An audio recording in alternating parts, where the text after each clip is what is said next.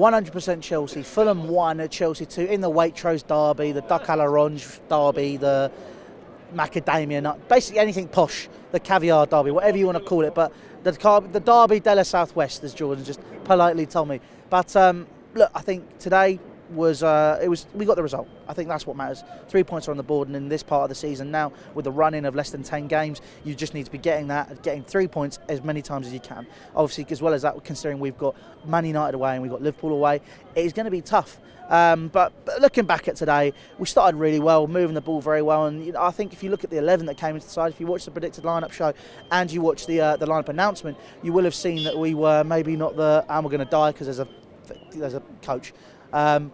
Which isn't even going all the way back. Brilliant. But look, if you saw those shows, you will have seen that we weren't exactly the most convinced by this 11. If we go through it quickly, you had Kepa in goal, you had Emerson at left back, Christensen coming into the side for David Luiz, Rudiger and Azpilicueta. You know, 2 players that started the past 2 games and, you know, rightfully so were absolutely shattered. The same goes for Jorginho, which I thought was a very interesting pick, as well as Barkley and Kante, and then you had Willian on the right hand side with Hazard on the left and Higuain down the middle. So all in, it was a very solid side. I think that, you know, it was a case of that we were very, very capable going into this game, but I think the other thing we had to think about was the fact that we were having to play with tired legs. I think Azpilicueta was a prime example of that. Despite that, he had an amazing game. He went down a couple of times, and again, this is people could say that we're being negative, and I think we are, but it's warranted. Look, Azpilicueta's going down. If your backup is Zappacosta, if Azpilicueta goes down on his knee again, it did look painful and it looked like it could have been a long-lasting injury. He was very fortunate. If he went down on that, it'll be Zappacosta for the rest of the season. This comes down to rotation with Maurizio Sarri. He is adapting, there's no doubt about that. I think the past few games he's really shown that he's changed his mindset for Chelsea this season. And speaking of changed mindset, let's talk a little bit about Jorginho. Now, credit where credit is due. Jorginho was amazing today. People can say he was rubbish or he was giving the ball away too much, whatever. I thought his distribution was good. He put his body on the line. He can't tackle, but he still did it. And let's be honest, that goal was superb. If there's a way to answer your critics, it's doing that. But, you know, I think that he today, off the back of his last 2 performances as well, he's really picked up a bit of steam. And it was interesting to see that it was Kovacic that came on for him rather than for Ross Barkley. I think if you had Sarri Bingo going, you would have lost this today, because it's a prime example of us changing up how we're adapting, changing how we're going, and it's definitely something which is definitely helping us in this season in the long run.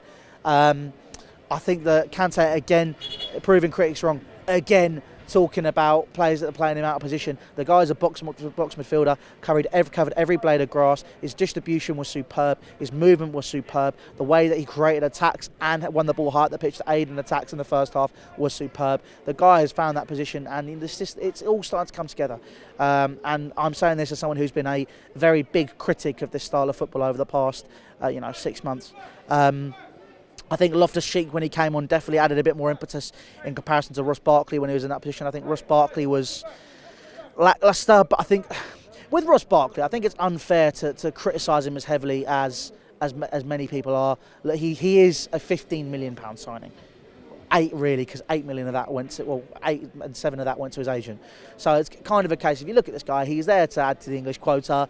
He's solid when he needs to be. He goes for a purple patch every so often, but he's not the next Paul Gascoigne. You know, he's very, very, very inconsistent, I think is the term I'd like to use. I think that his ball retention isn't great, and especially for a system like this, you need to be good on the ball and be able to move it quickly. And his game reading is just, the management is just not there. Which is why when Loftus-Cheek came on, it was such a breath of fresh air. The impetus going forward, the dynamism down that left-hand side with Hazard and Emerson as well, the physicality. Look, I think that he's got to be someone who's starting, and that's also mainly because Kovacic is a loanee, and we don't know if we're going to be extending that loan or even making it a permanent deal. In terms of what's for the best for the team, it's a case that he really has to consider the positions of Ruben Loftus-Cheek and Kovacic, and if he's not starting games like this, let's be honest, Fulham are relegation fodder. This is a prime time for Hudson-Odoi and Ruben Loftus-Cheek. Even though Loftus-Cheek came on today, he should be starting against Dynamo Kiev, as should Callum Hudson-Odoi, to really try and prove a point to the management at Chelsea. Gonzalo Higuain for me was... Look, I think, like, again, it's a very low risk signing. 31 years old, loan, which we don't have to extend. For me personally, and again, we'll address this in the video on its own, I don't feel that extending this loan deal is the best for the club. And the best for the team. I understand he's one of Sarri's boys, but at the same time, look, we need to look further forward and have a bit of more of a long-term vision, especially with this plan coming in, or this ban of the transfer ban. And look, if you're going to sign Higuain and we do get this window, we'd have to make that panic buy to sign him. Do you really want a 32, 33-year-old on your books so you can't shift? Not particularly.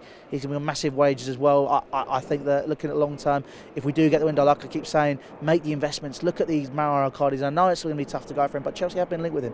Make those investments for the next 2-3 windows, because that's where your money's going to be.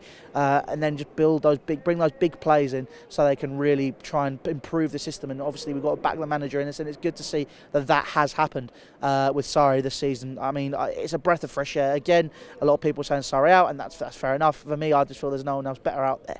And in terms of what he's bringing to the side, you can already see it's kind of starting to come together. Yes, this was Fulham, but we've seen it against Tottenham. We saw it in the cup final against City. There was a lot of impetus, there was a lot of passion, there was a lot of fight, and that was what was really important for this side. And it's now just a case of we've got to string some results together to try and keep this top 4 race alive. For me, it's still tough to say. We have to look at this game against Wolves as to whether or not that is going to be our main target. Is top 4 going to be the one, or is it going to be Europa League? Look, Europa League, there are teams that are far better than us. Top 4, there are teams that are far better than us. The likes of Manchester United and Liverpool away still await us, and Wolves is going to be no pushover. So it's going to be very, very interesting to see what is going on with this and how we are going to progress. Rotation's key against Dynamo Kiev. We go into that game, but at the end of the day, this in the second half, we were very fortunate. We were pressured a lot, but we ground it out. We got the 3 points. That's all that matters. Keeping that top 4 race alive. I'm happy. Jordan's happy because he's there. Dom's happy. Ben's happy. Cheyenne's happy. Everyone's happy. Look, that's what matters. The points are on the board, and we've got to keep going. But other than that, guys, thank you very much for watching. Make sure you subscribe to 100% Chelsea.